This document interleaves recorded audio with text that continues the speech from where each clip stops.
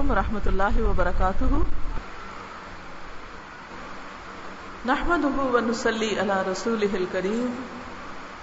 اما بعد فاعوذ باللہ من الشیطان الرجیم. بسم اللہ الرحمن الرحیم. رب اشرح لی صدری ویسر لی امری واحلل عقدۃ من لسانی یفقہوا قولی. اللہ تعالیٰ کا لاکھ لاکھ شکر ہے کہ اس نے ہمیں مسلمان پیدا کیا. اس کی ہم سب پر بہت بڑی رحمت ہے کہ اس نے ہمیں حقیقت کی پہچان دی. زندگی اور موت کیا چیز ہے، انسان کہاں سے آیا ہے، اسے کہاں واپس جانا ہے، اسے اس دنیا میں کیا کرنا ہے، اس دنیا کے بعد اس کا کس طرح امتحان ہونا ہے، حساب ہونا ہے. یہ سب حقیقتیں ہیں جن کے بارے میں اللہ تعالیٰ نے ہمیں اپنے پیغمبر محمد مصطفیٰ صلی اللہ علیہ وسلم کے ذریعے ہر سٹیپ کے بارے میں ہم کو آگاہ کر دیا. ہر چیز کے بارے میں ہمیں ٹھیک پوری معلومات دی گئی. جو معلومات ہمیں ملی ہیں ان کا پہلا سورس قرآن مجید ہے، جو اللہ کی کتاب ہے، جس کے بارے میں اللہ سبحانہ و تعالیٰ فرماتے ہیں ذالک الکتاب لا ریب فیہ. یہ کتاب، اس میں کوئی شک ہی نہیں، بالکل سچی کتاب. ومن اصدق من اللہ حدیثا. اور اللہ سے بڑھ کر سچی بات کس کی ہو سکتی؟ اللہ تعالیٰ کی کوئی بھی بات آپ اس طرح لیں جیسے آپ کو اتنا یقین ہو کہ جیسے صبح سورج نکلنے کا یقین ہوتا ہے، یا جیسے آپ کو یقین ہے کہ آپ کو اللہ نے ہاتھ دیے ہیں اور آپ کے ہاتھ کی 5 انگلیاں، اس میں آپ کو کوئی شک نہیں ہوتا کہ 5 ہیں یا 4 ہیں یا 6 ہیں. نہیں، سب کو یقین ہے کہ میری 5 ہی انگلیاں ہیں، میرے ہاتھ کی 5 ہی انگلیاں ہیں. پکی بات ہے. بالکل اسی طرح اللہ کی بات کو بھی اسی یقین کے درجے ملے کہ جو بالکل سچی ہے، جس میں کسی قسم کا کوئی شک ہے ہی نہیں. جو شخص اللہ پہ جتنا ایمان رکھتا ہے، اللہ کی بات کا جتنا یقین کرتا ہے، اللہ پر جتنا اعتماد کرتا ہے، اس کی بات کو اتنا ہی سچا سمجھتا ہے، اس کو ویسے ہی لیتا ہے جیسے وہ ہے. ہماری معلومات کا دوسرا سورس رسول اللہ صلی اللہ علیہ وسلم کی سنت ہے. ہم سب جانتے ہیں کہ رسول اللہ صلی اللہ علیہ وسلم سب سے سچے انسان تھے. انہوں نے کبھی جھوٹ نہیں بولا، اور اس کی گواہی صرف ان کے اپنے رشتہ دار نہیں، ان کے دشمن بھی دیتے تھے کہ آپ صادق اور امین تھے، امانت دار تھے، سچے تھے، کبھی غلط بیانی نہیں کرتے تھے. اس لیے جو باتیں ہمیں انہوں نے بتائیں وہ بھی سچی ہیں، اور ان کے ماننے میں ہمارا ہی فائدہ ہے. اللہ تعالیٰ نے ہمیں زندگی گزارنے کے سارے طریقے بتائے، ہمارے لیے کیا فائدہ مند ہے، کیا نقصان دہ ہے، کیا کرنا چاہیے، کیا نہیں کرنا چاہیے، سب کچھ بتا دیا. پھر ہمیں عقل بھی دی کہ ہم سوچیں، سمجھیں اور فیصلہ کریں. اور پھر ہر ایک کو آزمایا بھی مختلف چیزوں کے ساتھ. اور اللہ تعالیٰ اس آزمائش میں ڈال کر ہم سب سے دیکھ رہا ہے کہ ہم کرتے کیا ہیں، کیونکہ جب تک امتحان نہ ہو نتیجہ نہیں نکلتا. مثلاً اگر کوئی کہے میرا نتیجہ نکل آیا، اس سے پوچھا جائے کون سا ٹیسٹ دیا، تو کہنے ٹیسٹ تو میں نے کوئی نہیں دیا. ٹیسٹ کے بغیر نتیجہ نہیں ہوتا. کوئی پاس ہے کہ فیل ہے، وہ کب قرار پاتا ہے؟ جب وہ امتحان دیتا ہے. اور اللہ تعالیٰ ہر انسان کو زندگی میں آزماتا ہے. ہر ایک کا امتحان ہوتا ہے، لیکن ہر ایک کا امتحان مختلف ہوتا ہے. کسی کا امتحان ظاہری ہوتا ہے، کسی کا امتحان باطنی ہوتا ہے. کسی کا امتحان اولاد ہوتی ہے، کسی کا امتحان مال ہوتا ہے، کسی کا امتحان اس کا شوہر ہوتا ہے، کسی کا امتحان اس کی بیوی ہوتی ہے، کسی کا امتحان اس کے رشتہ دار ہوتے ہیں. ہر شخص کے لیے کوئی نہ کوئی چیز فتنہ ہے. قرآن پاک میں اللہ تعالیٰ فرماتے ہیں انما اموالکم و اولادکم فتنہ. بے شک تمہارے مال اور تمہارے اولادیں تمہارے لیے امتحان ہے، آزمائش ہے۔ زندگی اللہ نے امتحان کے لیے بنائی، خلق الموت والحیات لیبلوکم ایکم احسن عملا، اس نے زندگی اور موت بنائی تاکہ تمہارا امتحان لے۔ مقصد یہی ہے کہ آزما کے دیکھے۔ کس بات کی آزمائش؟ ایکم احسن عملا، کہ تم میں اچھے عمل کون کرتا ہے، اور احسن کا مطلب ہے سب سے اچھے۔ کوئی اچھا کرے یا نہ کرے پھر بھی اچھا کرنا، یہ ہوتا ہے احسن کا درجہ، یعنی سب سے آگے، نیکی میں آگے، اخلاق میں آگے، اچھائی میں آگے۔ تو اس لیے ہم سب ایک امتحان میں ہیں۔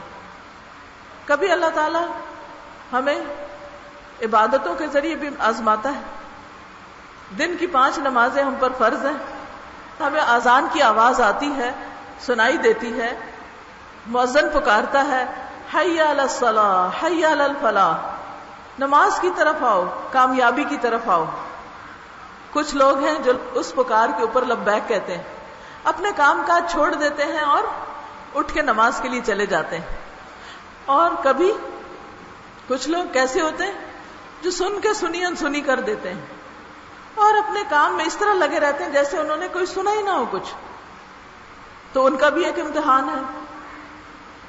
اسی طرح سال میں ایک دفعہ رمضان کا مہینہ آتا ہے، تو رمضان کا مہینہ جو ہے یہ بھی ایک امتحان ہے کہ کون اللہ کے حکم سے اپنا کھانا پینا اور جنسی خواہشات کی تکمیل چھوڑتا ہے اور کون نہیں چھوڑتا، کون اللہ کی بات مانتا ہے اور کون بات نہیں مانتا۔ تو رمضان میں ہم سب کا یہ امتحان ہوتا ہے۔ اور پھر روزہ صرف کھانا پینا چھوڑنے کا نام نہیں، بلکہ اس کے ساتھ ساتھ زبان کا بھی روزہ ہوتا ہے کہ زبان سے وہ باتیں نہ نکالی جائیں جو دوسروں کے لیے تکلیف کا باعث ہوں، جو اللہ کو ناراض کریں۔ اسی طرح آنکھ سے وہ چیزیں نہ دیکھی جائیں جو اللہ کو ناراض کرنے والی ہوں، کان وہ باتیں نہ سنیں جو اللہ کو پسند نہیں۔ تو الحمدللہ اللہ تعالیٰ نے ہماری تربیت کے لیے، ہماری اصلاح کے لیے، ہمارے فائدے کے لیے ہر سال ہمیں ایک بابرکت مہینہ عطا کیا ہے، رمضان کا مہینہ، جس کو عربی میں کہتے ہیں شہر رمضان۔ تو الحمدللہ ہم سب کے لیے اللہ سبحانہ وتعالیٰ کا ایک بہت ہی بڑا تحفہ، یعنی تحفہ رمضان، اور بہت رحمتوں، برکتوں، اللہ کی نوازشوں سے بھرپور مہینہ آنے والا ہے۔ کچھ لوگ رمضان کا نام سنتے ہی گھبرانے لگتے ہیں، ہے گرمی کا موسم ہوگا، کیسے روزہ رکھیں گے، پیاس لگے گی، اور کوئی کہتا ہے اچھا میری تو طبیعت ٹھیک نہیں، میرے لیے تو روزہ معاف ہی ہوگا، کوئی کچھ اور سوچ سکتا ہے۔ لیکن اگر ہمیں یہ پتا ہو کہ رمضان کے روزے کا فائدہ کتنا ہے تو ہم کبھی بھی اس کو نہ چھوڑیں کسی بھی قیمت پر۔ اسی لیے جو لوگ اس کی قدر و قیمت پہچانتے ہیں، اگر کوئی ڈاکٹر انہیں یہ ریکمینڈ بھی کرے کہ روزہ نہ رکھو تو وہ رونے لگ جاتے ہیں کہ کیسے نہ رکھیں، کیا پتہ اگلے رمضان میں ہم ہوں یا نہ ہوں۔ تو اسی تیاری کے لیے آپ سب کی خدمت میں یہ کتاب پیش کی گئی ہے کہ ہم اسے خود بھی پڑھیں اور دوسروں کو بھی بتائیں، اپنے گھر والوں کے ساتھ بھی اس کو شیئر کریں تاکہ سب شعوری طور پر روزہ رکھیں۔ اگر اس کا بیک کور دیکھیں، پچھلی سائڈ، رمضان جب آتا ہے تو رحمت کے دروازے کھلتے ہیں، ایک اور حدیث میں آتا ہے آسمان کے دروازے کھلتے ہیں، ایک اور حدیث سے پتہ چلتا ہے کہ جنت کے دروازے کھلتے ہیں۔ رمضان سال کے تمام مہینوں میں سب سے زیادہ افضل مہینہ ہے، جس میں قرآن مجید حضور صلی اللہ علیہ وسلم پر نازل ہوا۔ اسی مہینے میں قرآن مجید لوح محفوظ جس میں ہر چیز کا ریکارڈ موجود ہے اور اس تک کوئی نہیں پہنچ سکتا، وہ اللہ تعالیٰ کا ایک خاص ایسا دفتر ہے کہ جس تک کسی کی بھی رسائی نہیں، نہ وہاں کوئی لکھ سکتا ہے، نہ وہاں سے کوئی مٹا سکتا ہے، وہاں کا ڈیٹا بھی کریش نہیں ہوتا، فائلز بھی نہیں اڑتی، کسی بھی طرح اس کو کوئی نقصان نہیں دے سکتا. اسی لیے اس کو لوح محفوظ کہا گیا ہے. محفوظ تختی جس پہ انسانوں کی تقدیریں لکھی ہوئی ہیں، جس میں انسانوں کے آئندہ ان کے ساتھ کیا ہونے والا ہے وہ سب باتیں بھی ہیں. یعنی کائنات میں جو کچھ ہے ان سب کے بارے میں اس کے اوپر ہر چیز ثبت ہے، ریکارڈ ہے. تو رمضان ہی کے مہینے میں لوح محفوظ سے قرآن پاک کو دنیا کا جو آسمان ہے اس پر ایک جگہ ہے جس کو بیت العزت کہتے ہیں، اس میں اتار دیا گیا تھا. پھر وہاں سے 23 سال کی مدت میں آہستہ آہستہ نبی صلی اللہ علیہ وسلم پر اتارا گیا. جب آپ پر یہ کتاب اتاری گئی وہ بھی رمضان ہی کا مہینہ تھا، اور وہ رات سال کی ساری راتوں سے زیادہ افضل رات ہے، لیلۃ القدر، جس کی ابھی آپ نے تلاوت سنی، انا انزلناہ فی لیلۃ القدر وما ادراک ما لیلۃ القدر لیلۃ القدر خیر من الف شہر. ہم نے اس کتاب کو لیلۃ القدر میں نازل کیا، اور تم کیا جانو کہ لیلۃ القدر ہے کیا؟ لیلۃ القدر 1000 مہینوں سے زیادہ افضل ہے.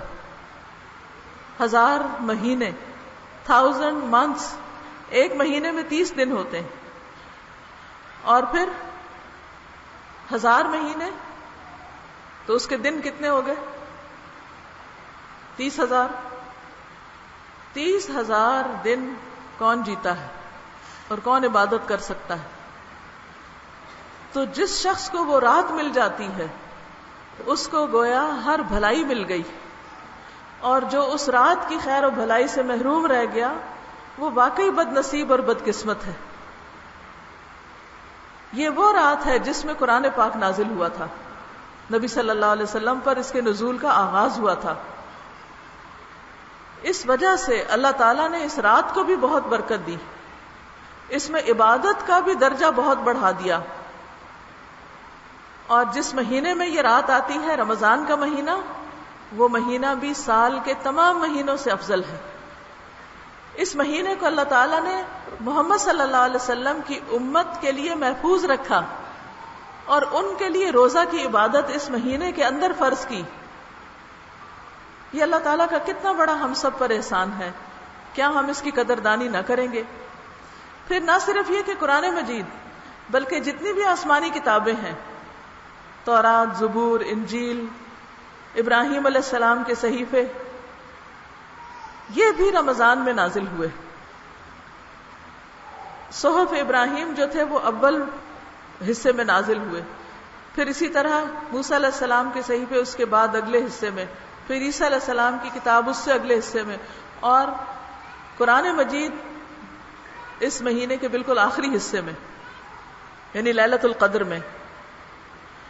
اسی مقدس ماہ میں، یعنی رمضان کے مہینے میں، دن میں روزہ رکھنا فرض ہے اور رات کی عبادت بخشش کا باعث ہے. اس مہینے میں اللہ تعالی ہر رات لوگوں کو جہنم سے آزاد کرتے ہیں، ہر رات. تو جب رات آئے، تراویح کا وقت آئے، سستی نہ کریں، کیونکہ حدیث میں آتا ہے کہ جو بھی ایمان اور ثواب کی امید سے رات کا قیام کرے گا، یعنی تراویح پڑھے گا، اس کے پچھلے سارے گناہ معاف ہو جائیں گے. مثلا ایک شخص جس نے بڑے بڑے گناہ کیے، بڑے بڑے جرم کیے، قتل، شراب، چوری، زنا، جوا، سب غلط کام، لیکن اس کو اپنے سارے گناہوں پہ ندامت ہو گئی، شرمندگی ہو گئی، اور اب وہ توبہ کرنا چاہتا ہے، تو رمضان ایک سنہری موقع ہے. ایسے لوگ جن کے لیے ان کے گناہوں کی وجہ سے جہنم لکھ دی گئی ہو کہ یہ جہنم میں جائیں گے، جب وہ رمضان میں پلٹتے ہیں، دن کو روزہ رکھتے ہیں، رات کی عبادت کرتے ہیں، تو اللہ تعالی ہر رات کچھ لوگوں کی آزادی کا پروانہ لکھ دیتے ہیں. میں نے اس کو معاف کیا، میں نے اس کو معاف کر دیا، میں نے اس کو معاف کر دیا. تو کتنا سنہری موقع ہے. ہم میں سے ہر انسان خطا کار ہے. کوئی یہ دعویٰ کر سکتا ہے میں فرشتہ ہوں، میں نے کبھی کوئی غلطی نہیں کی؟ پتہ بھی نہیں چلتا، احساس بھی نہیں ہوتا، پتہ نہیں کیسی کیسی غلطیاں کر جاتے ہیں. تو جو انسان اپنی طرف دیکھتا ہے اسے دوسروں کے گناہ نہیں نظر آتے، پھر اسے اپنی شرمندگی نہیں جاتی کہ میں نے کتنی غلطیاں کی ہوئی ہیں. تو یہ ایک بہت ہی قیمتی سنہری موقع آ رہا ہے. دن کے وقت روزے کی حالت میں دعا قبول ہوتی ہے، رات کو تراویح کے بعد دعائیں قبول ہوتی ہیں. اس وقت ہم سب کو اپنے گناہوں کی معافی مانگنی چاہیے. اور ہر رات اللہ تعالیٰ لوگوں کو جہنم سے آزاد فرماتے ہیں. اور حدیث میں آتا ہے کہ اذا جاء رمضان فتحت ابواب الجنہ. فتحت جو ہے یہ عربی زبان میں ایک ہوتا فتح، ایک ہوتا فتح، زور سے کھولنا، خوب کھول دینا، پوری طرح کھول دینا. یعنی رمضان کا مہینہ وہ ہے جب جنت کے دروازے وائڈ اوپن کھول دیے جاتے ہیں. دروازہ کھولنے کا مطلب کیا ہے؟ ویلکم، آؤ اس رستے کی طرف، دوڑ کر آؤ. جیسے قرآن مجید میں ایک اور جگہ پر آتا ہے وَسَارِعُوا إِلَىٰ مَغْفِرَةٍ مِّن رَّبِّكُمْ وَجَنَّةٍ عَرْضُهَا السَّمَاوَاتُ وَالْأَرْضُ أُعِدَّتْ لِلْمُتَّقِينَ. سارعوا، تیز دوڑو، جلدی کرو، إِلَىٰ مَغْفِرَةٍ مِّن رَّبِّكُمْ، اپنے رب کی بخشش کی طرف. یعنی معافی مانگنے میں دیر نہ لگاؤ، دوڑ کے آؤ اللہ کی طرف، وہ معاف کرنے والا ہے. وَجَنَّةٍ، اور جنت کی طرف دوڑ کے آؤ. دروازے پورے کھلے ہیں. اس وقت جو آنا چاہے گا اندر آ جائے گا، جو جنت مانگے گا، جو ایسے کام کرے گا، اللہ اس کو ہمیشہ کے لیے ایک خوبصورت ترین ٹھکانہ عطا فرمائے گا. وَغُلِّقَتْ أَبْوَابُ جَهَنَّمَ، اور جہنم کے دروازے زور سے بند کر دیے جاتے ہیں. شٹ ڈاؤن، پورے کے پورے، ایک بھی نہیں کھلا ہوتا ان میں سے. تو جو شخص توبہ کرتا ہے، معافی مانگتا ہے، اللہ تعالیٰ اس کو معاف کر دیتا ہے. اور یہ ہر رات میں ہوتا ہے. رمضان کے شروع ہوتے ہی جنت کے دروازے کھول دیے جاتے ہیں، جہنم کے دروازے بند کر دیے جاتے ہیں، شیاطین قید کر دیے جاتے ہیں. شیطان قید کرنے سے کیا فائدہ ہے کہ ہمارے لیے نیکی کرنا آسان ہو جاتا ہے. ابھی تو کیا ہوتا ہے کہ ہم کوئی اچھا کام کرنا چاہیں تو شیطان ہمیں وسوسے ڈالتا ہے، تمہاری کوئی نیکی نہیں قبول، تمہاری نہیں معافی ہونی، اللہ تم سے تو ناراض ہی ہے، کوئی فائدہ نہیں روزے رکھنے کا، کوئی فائدہ نہیں نماز پڑھنے کا. وہ بہکاتا ہے. تو انسان کہتا ہے کوئی فائدہ نہیں، چھوڑو پرے، اب دوزخ میں تو جانا ہی ہے، دنیا تو مزے کر کے گزارو. اور غلط کام کرتا ہے انسان. نہیں، انسان کو جب بھی احساس ہو فوراً پلٹ جانا چاہیے، فوراً معافی مانگنی چاہیے. تو اللہ تعالیٰ شیطانوں کو باندھ دیتے ہیں تاکہ وہ بندوں کو نہ بہکائیں. لیکن ہو سکتا ہے آپ کے ذہن میں یہ خیال آ رہا ہو کہ پھر بھی لوگ غلط کام کرتے ہیں، چوری قتل ڈاکہ پھر بھی ہو رہے ہوتے ہیں. تو بات یہ ہے کہ شیطان تو باندھ دیا گیا، لیکن جو اپنا نفس ہے وہ تو ہمارے ہی اندر ہے نا. شیطان کے علاوہ برائیوں پر انسان کو اس کا نفس بھی ابھارتا ہے، اور اس کا بھی ہمیں قرآن مجید سے پتہ چلتا ہے. وما ابرئ نفسی ان النفس لامارۃ بالسوء، میں اپنے نفس کو بری و ذمہ نہیں قرار دیتا. نفس تو برائیوں پہ اکساتا ہی رہتا ہے، لیکن روزہ رکھ کے نفس کنٹرول ہو جاتا ہے. نماز پڑھ کے انسان اور دھیما ہو جاتا ہے، کام ڈاؤن ہوتا ہے، بار بار سجدہ کرتا ہے، اللہ کے حضور جھکتا ہے تو اس کے اندر اور عاجزی آتی، اسے اپنے گناہوں پر شرمندگی ہوتی.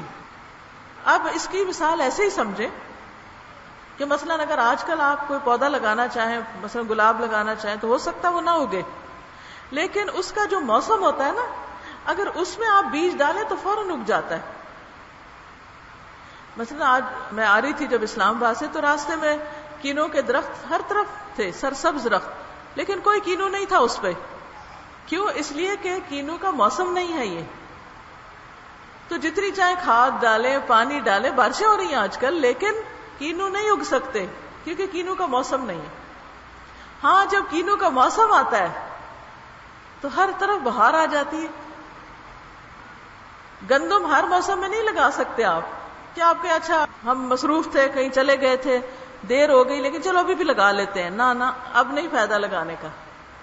اسی طرح جب انسان رمضان سے فائدہ نہیں اٹھاتا، نیکی نہیں کرتا، جبکہ ماحول بن جاتا ہے، نیکی آسان ہو جاتی ہے، تو پھر کیا ہوتا ہے؟ بعد میں انسان کا دل اور سخت ہو جاتا ہے.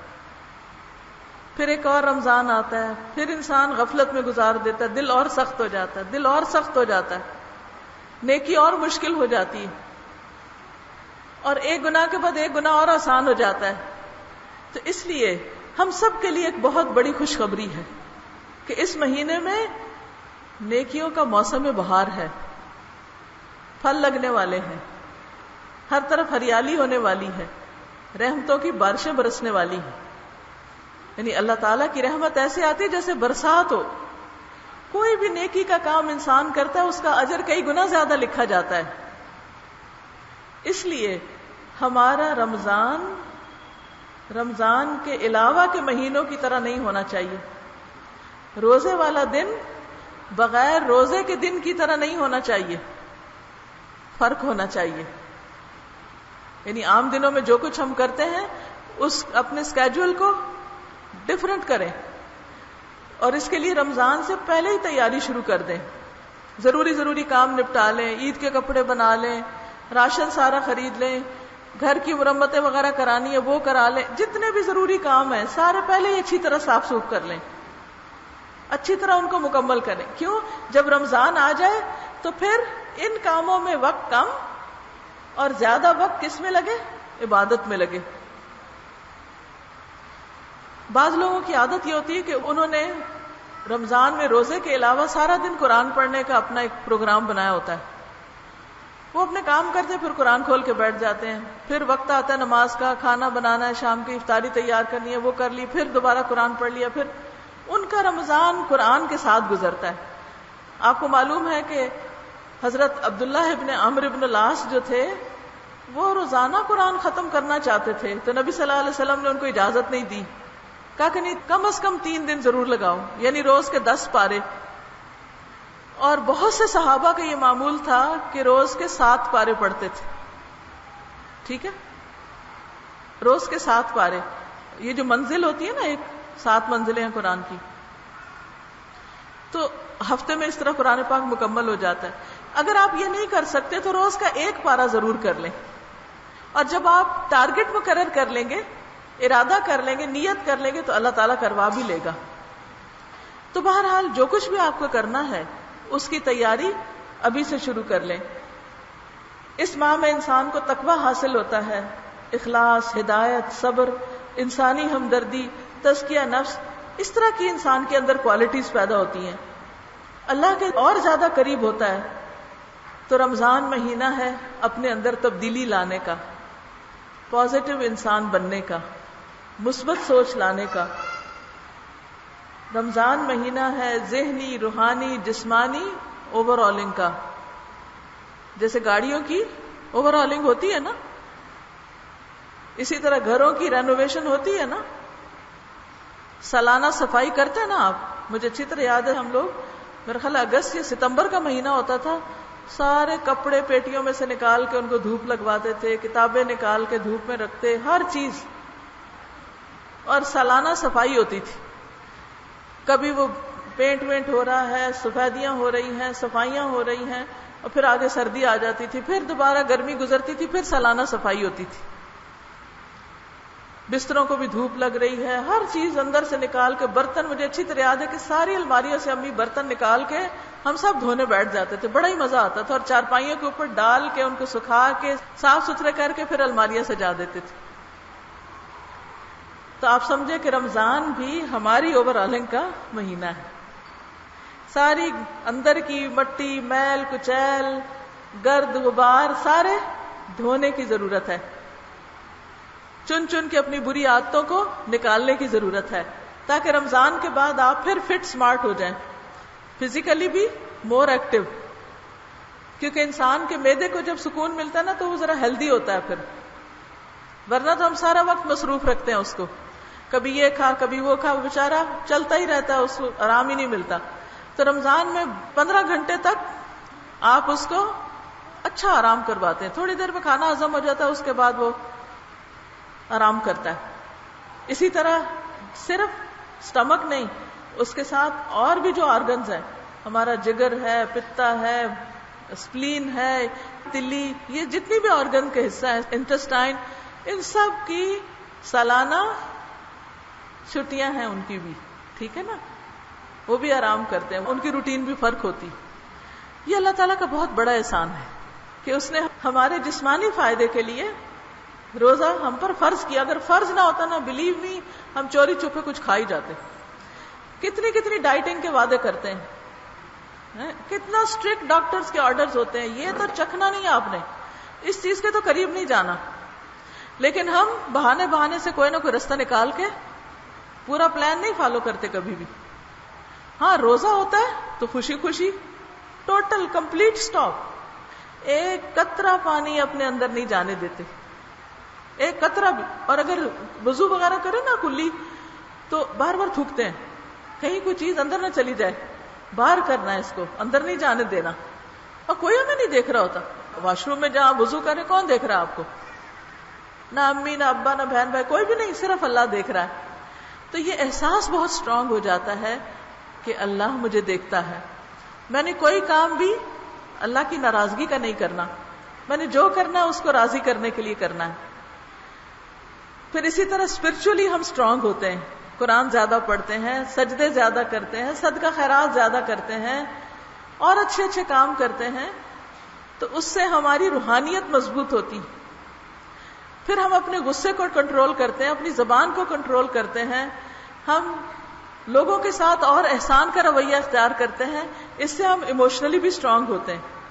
حدیث میں آتا ہے نا کہ جب انسان سے کوئی لڑنے کے لیے آئے تو وہ جواب میں لڑائی نہ کرے، وہ کہے انی امرؤ صائم، میں تو روزہ دار ہوں، میں روزے سے ہوں، میں جواب نہیں دوں گا. اور اس طرح انسان کے اندر ایک کنٹرول آتا ہے، سیلف کنٹرول. اگر آپ یہ سمجھیں نا کہ روزے سے آپ کی کون سی پرسنل ہیبٹ یا آپ کی پرسنالٹی میں کیا چیز اسٹرانگ ہو سکتی ہے، زیادہ بہتر طور پر آ سکتی ہے، یا آپ کیا اچیو کرتے ہیں، تو اس کو 2 لفظوں میں کہہ سکتے ہیں ضبط نفس، سیلف کنٹرول. اپنا آپ کنٹرول کرنا آتا ہے. ہم نیند بھی کنٹرول کرتے ہیں، سحری کے وقت اٹھتے ہیں نا، اور سحری کرنی چاہیے، کیونکہ کچھ لوگ وہ فجر کا الارم لگا کے اٹھتے ہیں، سحری نہیں کرتے، کہتے ہم نے رات لیٹ کھا لیا تھا اب کیا اٹھنا. حالانکہ نبی صلی اللہ علیہ وسلم فرمایا کہ سحری کب کرو؟ تاخیر سے کرو، پہلے 2 بجے کھا کے نہیں سو جاؤ. ہاں، تو اس طرح ہم اپنی بھوک، پیاس، نیند، خواہشات، زبان، آنکھ، کان، ہر چیز پہ کنٹرول اور چیک رکھتے ہیں. تو اس طرح ہم ایک اسٹرانگ پرسن بنتے ہیں. تو اگر کوئی بھی ہمیں ستائے اور ہمیں لڑانے کی کوشش کرے تو نبی صلی اللہ علیہ وسلم نے ہمیں بہت اچھی ٹپ دی کہ تم آگے سے کہو میں تو روزے سے ہوں. کوئی گالی دے، کوئی لڑائی جھگڑا کرے تو تم نے جواب نہیں دینا، کیا کہنا ہے؟ میں تو روزے سے ہوں. اس طرح آپ خود بھی بچ گئے اور دوسرے کو بھی یاد آ گیا کہ وہ بھی روزے سے ہے، کیونکہ صرف آپ نے تھوڑی رکھنا ہے، اسے بھی رکھنا ہے. تو اس طریقے سے انسان بہت سی برائیوں سے بچ جاتا ہے. دیکھیں جب ہمیں کوئی کچھ سنا رہا ہوتا ہے نا تو ہمیں غصہ آتا ہے تو ہمارا دل چاہتا ہے ہم بھی اس کو سنائیں، ہوتا ہے نا، ہم نے چپ نہیں رہنا ہوتا. تو آپ نے یہ نہیں فرمایا کہ چپ ہو جاؤ، آپ نے فرمایا کہ کہو میں روزے سے ہوں، میں روزے سے ہوں. اب بول تو پڑے آپ کہ میں روزے سے ہوں.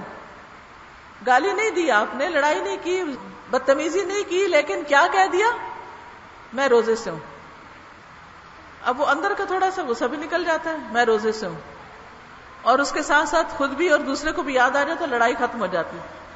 یہ فارمولہ اگرچہ روزے کے لیے بتایا گیا، لیکن اگر انسان کو اس کی عادت ہو جائے تو بعد میں بھی انسان اپنے اوپر کنٹرول کر سکتا ہے. تو بات یہ ہے کہ اللہ تعالیٰ نے تو رحمتوں کے دروازے کھول دیے، اب ہے کوئی جو ان دروازوں سے داخل ہو؟ تو بہرحال میں کتاب کے بارے میں تھوڑا سا آپ کو بتا دیتی ہوں. یہ آپ کی سہولت کے لیے ساری چیزیں اکٹھی کر دی گئی ہیں تاکہ اگر آپ کسی سے شیئر کرنا چاہیں تو آرام سے وہ چیز پڑھ لیں.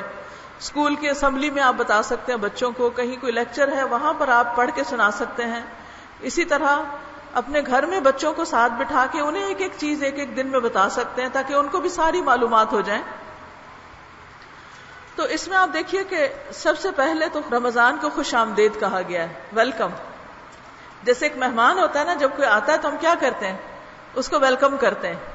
تو رمضان بھی چونکہ ہمیشہ نہیں رہتا، آتا ہے اور چلا جاتا ہے، تو وہ ایک مہمان کی طرح آتا ہے، اپنے ساتھ بہت سے خزانے لاتا ہے رحمتوں اور برکتوں کے، اور پھر چلا جاتا ہے. تو اس میں ایک ایک دن بڑا قیمتی ہوتا ہے. جیسے کوئی تھوڑے دن کے لیے آئے نا، کوئی بہن بھائی، کوئی رشتہ دار، ماں باپ، کوئی دوست، تو ہمارا دل تھوڑا ہوتا رہتا ہے، ہائے یہ چند دن کے لیے آیا ہے، ہائے یہ چلا جائے گا، ہائے اب تو اتنے دن رہ گئے، اب یہ چلا جائے گا. کتنا دل کو ہوتا ہے.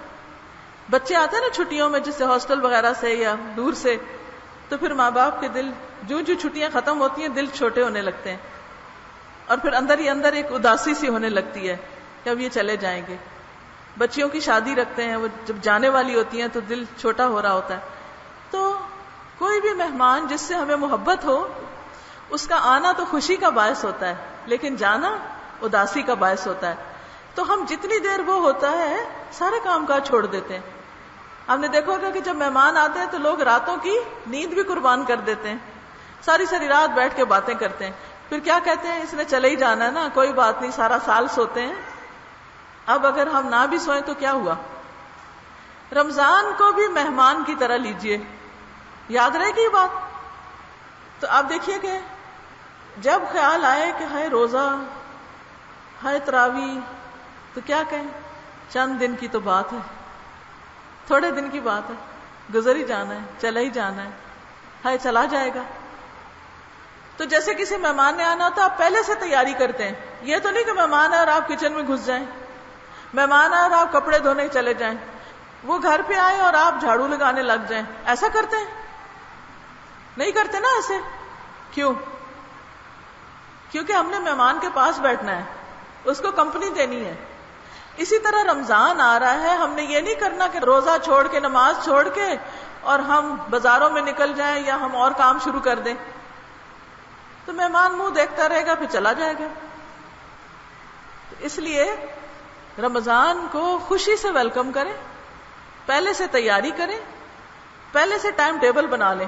جیسے کوئی مہمان آتا ہے نا تو ہم کہتے ہیں اچھا وہ آئے گا، پھر ہم یہاں پکنک منانے جائیں گے، پھر ہم فلانی چیز کی سیر کریں گے، پھر ہم یہ پکائیں گے، یہ کھائیں گے. بس یہی سمجھیں کہ رمضان بھی آ رہا ہے، پہلے سے مینیو بنا لیں، یہ پکانا ہے، یہ خرید کے لانا ہے، یہ کام کرنے ہیں، اس جگہ تراویح پڑھنی ہے، یہاں دورہ قرآن اٹینڈ کرنا ہے، یہاں اس کو یہ صدقہ خیرات کرنا ہے، یہ کھانا بنا کے ہر جمعے کو مثلاً افطاری ہمسایوں کو بھیجنی ہے، اس دن اپنے رشتہ داروں کو بلانا ہے. جو بھی آپ کا طریقہ ہے گھر کا، اس کے مطابق پہلے سے ایک کاپی پین لے کے نا تاریخیں بھی لکھ لیں، یہ اس دن، یہ اس دن، یہ اس دن، یہ اس دن، تسلی، یہ کام اس دن، اس دن. بس جب رمضان آئے تو پھر کس پہ لگ جائیں.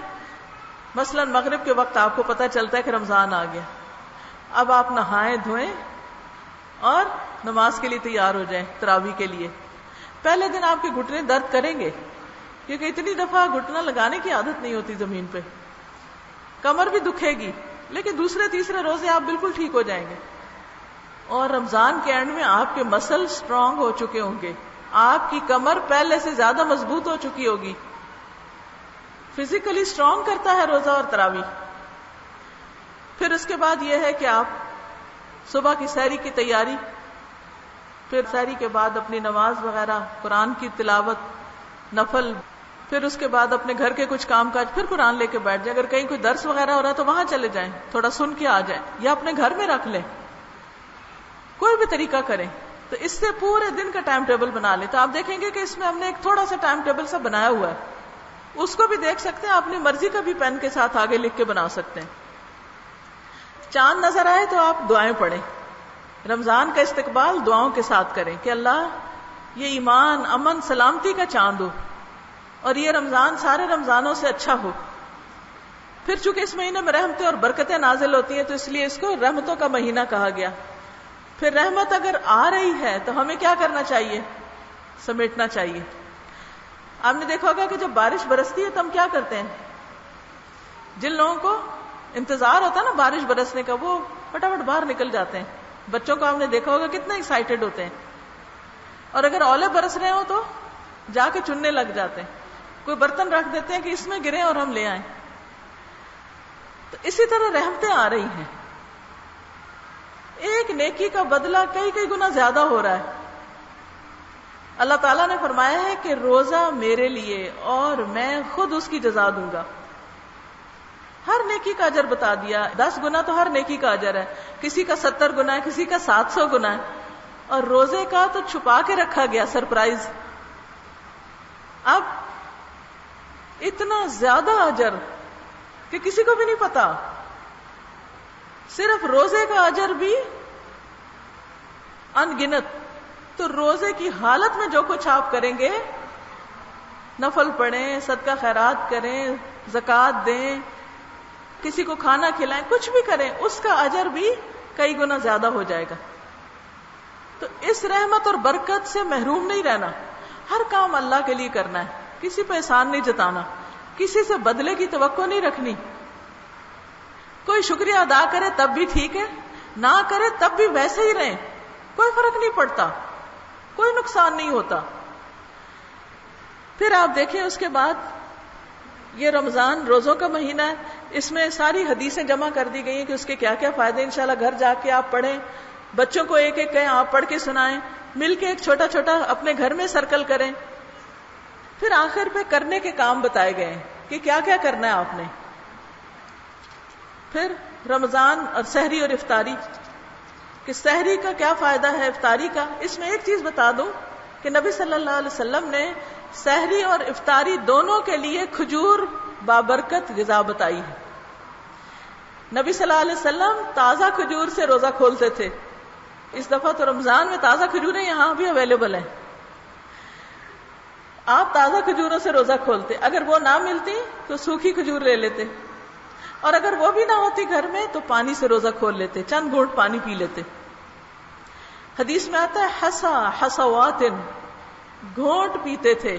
یاد رکھیے روزہ کھول کے 2-4 گلاس نہیں پینے, سنت کی پیروی کرتے ہوئے چند گھونٹ لینے ہیں, کیونکہ ایک دم پانی پینے سے بعض اوقات پیٹ میں درد ہو جاتا ہے اور پھر طبیعت بھی بوجھل ہو جاتی. پھر اس کے بعد یہ ہے کہ ہم افطار میں تو کھجور کھا ہی لیتے, سحری میں نہیں کھاتے.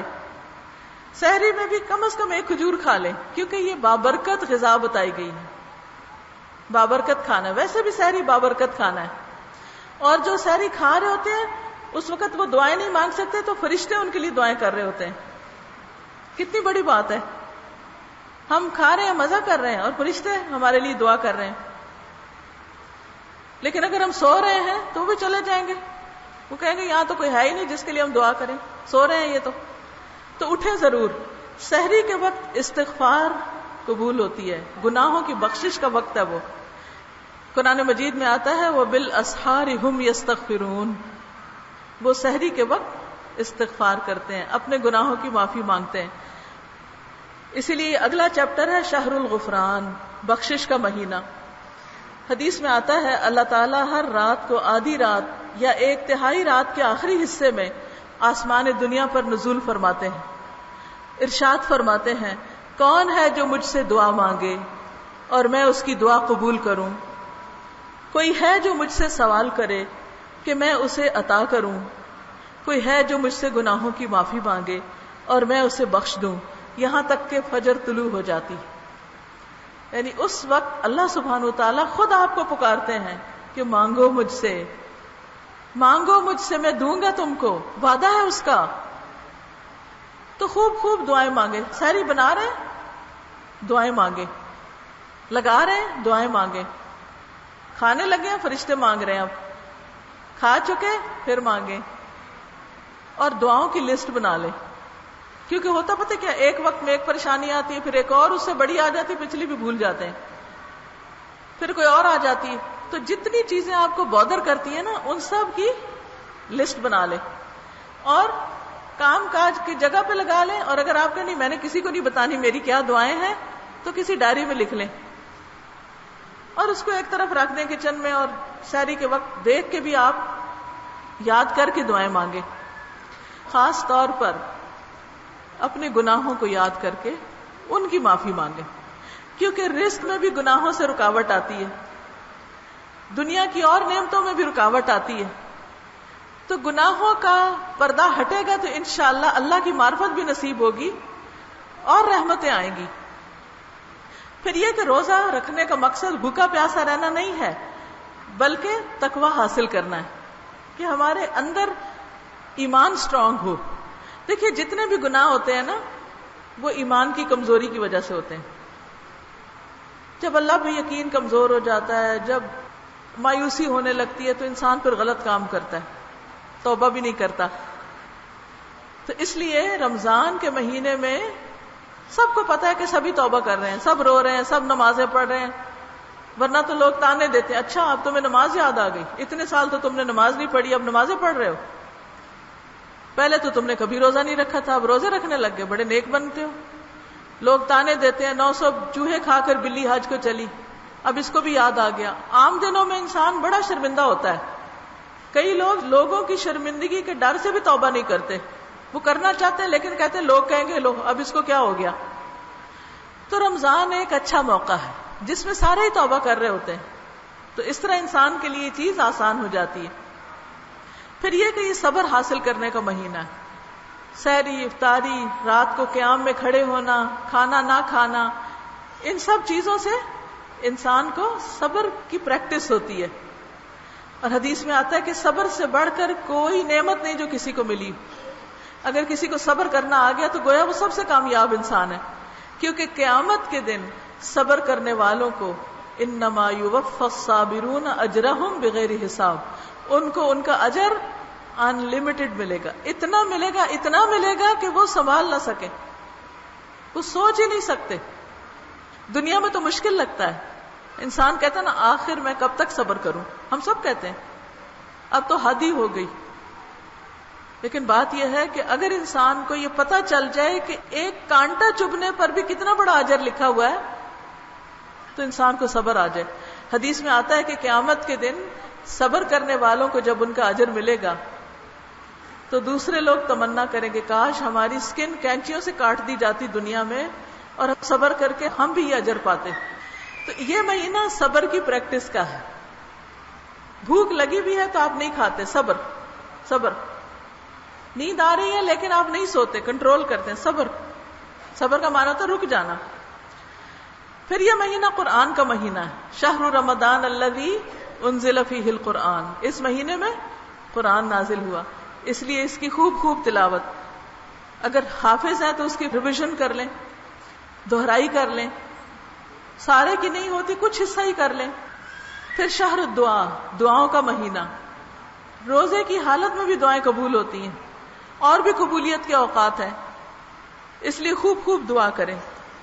ذکر کا مہینہ، درود شریف پڑھیں، تسبیح پڑھیں، سبحان اللہ و بحمدہ سبحان اللہ العظیم پڑھیں.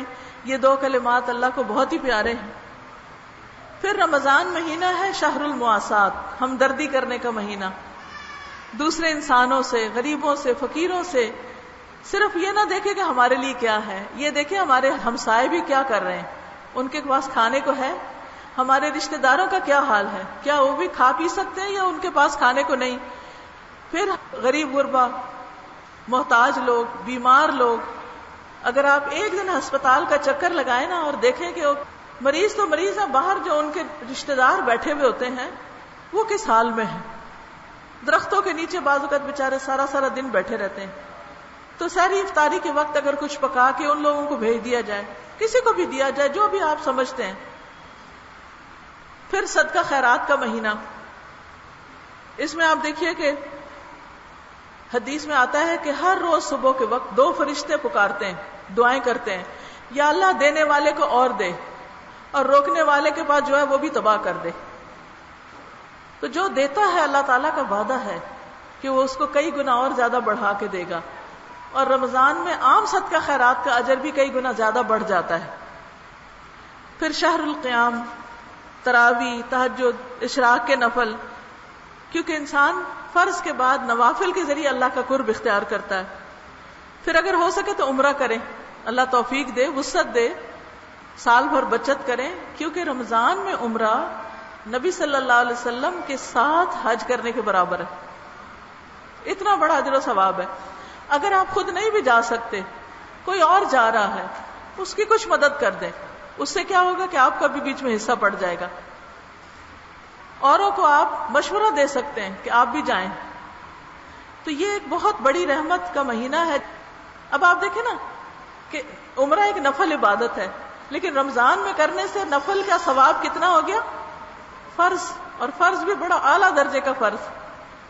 اسی طرح عام صدقہ خیرات بھی بہت اعلیٰ درجے کا اجر پاتا ہے.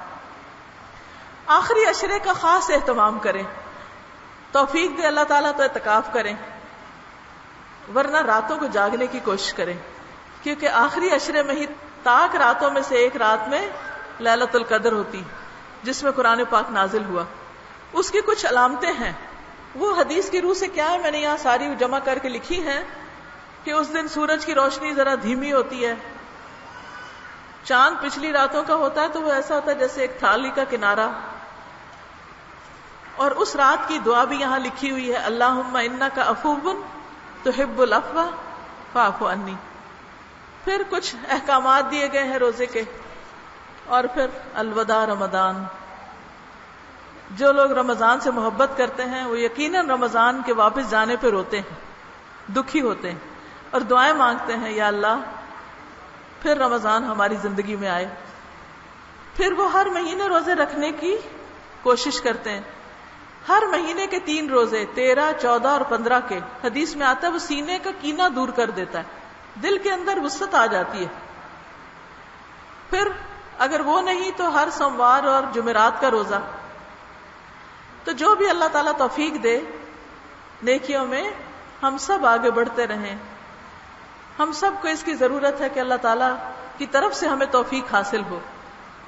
اللہ آپ سب سے راضی ہو، اور اللہ ہمیں نیکی کے رستے میں ایک دوسرے کا مددگار بنائے، اور ہمارا یہ رمضان ہمارے اندر حقیقی معنوں میں تبدیلی لانے کا رمضان بن جائے. اللہ تعالیٰ ہم سب کی آخرت اچھی کرے اور ہمارے گناہوں کو معاف کر دے. تو جو کتاب آپ کے پاس ہے مجھے امید ہے کہ آپ اسے خود بھی پڑھیں گے تفصیل کے لیے، اور دوسروں کو بھی پڑھائیں گے اور دوسروں کو بھی آگے دیں گے. انشاءاللہ آپ سب کے لیے صدقہ جاریہ ہوگا. اب تھوڑی سی دعا کر لیتے ہیں اور اجازت چاہتی ہوں. سبحان اللہ والحمد للہ ولا الہ الا اللہ واللہ اکبر ولا حول ولا قوة الا باللہ العلی العظیم. اللہم صلی علی محمد وعلی آل محمد كما صليت على إبراهيم وعلى آل إبراهيم إنك حميد مجيد. اللهم بارك على محمد وعلى آل محمد كما باركت على إبراهيم وعلى آل إبراهيم إنك حميد مجيد. ربنا آتنا في الدنيا حسنة وفي الآخرة حسنة وقنا عذاب النار. ربنا لا تزغ قلوبنا بعد إذ هديتنا وهب لنا من لدنك رحمة إنك أنت الوهاب. ربنا هب لنا من أزواجنا وذرياتنا قرة أعين واجعلنا للمتقين إماما. یا اللہ پاک جو کچھ ہم نے پڑھا ہے ہمیں اس پر عمل کرنے والا بنا دے. اس محفل کو ہمارے حق میں حجت بنا دے. تو ہمارے گناہوں کو معاف کر دے. تو ہم پر اپنی رحمت نچھاور فرما. تو ہمارے بچوں کو اپنی رحمت سے نیک بنا دے. یا اللہ جن بچوں کی شادی کی عمر ہے اور شادی نہیں ہوئی انہیں بہترین رشتے عطا فرما. جو شادی شدہ ہیں اور اولاد نہیں ہوئی انہیں اولاد صالح عطا فرما. یا رب العالمین ہمارے شوہروں کو ہماری آنکھوں کی ٹھنڈک بنا، انہیں ہدایت عطا فرما. یا اللہ ہم سب کو ہدایت کی توفیق دے. اللہ جتنے بھی لوگ یہاں آئے ہیں ان کا آنا قبول فرما، ان کی دعائیں قبول فرما، ان کے دکھ تکلیفیں اور پریشانیاں دور فرما. یا اللہ ہمیں دنیا کے علاوہ آخرت کے عذاب سے بچانا. یا اللہ دنیا کی گرمی برداشت نہیں ہوتی، قبر کے عذاب سے بچانا، جہنم کے عذاب سے بچانا، اور اپنے نیک صالح بندوں کے ساتھ ملانا. جنت الفردوس میں ٹھکانہ عطا فرمانا. ربنا تقبل منا انک انت السمیع العلیم وتب علینا انک انت التواب الرحیم. وصلی اللہ تعالی علی خیر خلقہ محمد وعلی آلہ واصحابہ واہل بیتہ اجمعین برحمتک یا ارحم الراحمین. الہی آمین. سبحانک اللہم وبحمدک نشہد ان لا الہ الا انت نستغفرک ونتوب الیک. السلام علیکم ورحمۃ اللہ وبرکاتہ.